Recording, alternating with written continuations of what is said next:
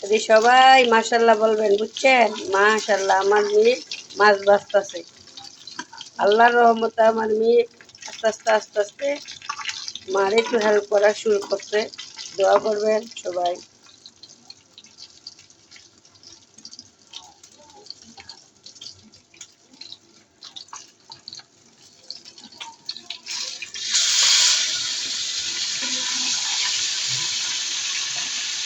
আজকে মাছ ভাজা দিয়ে ভাত খাইলাম।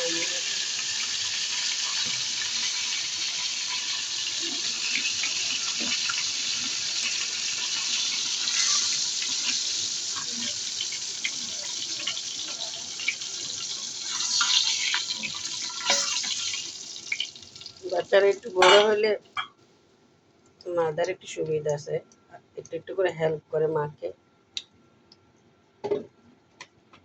ওটা তো মায়ের কি আনন্দ, মায়ের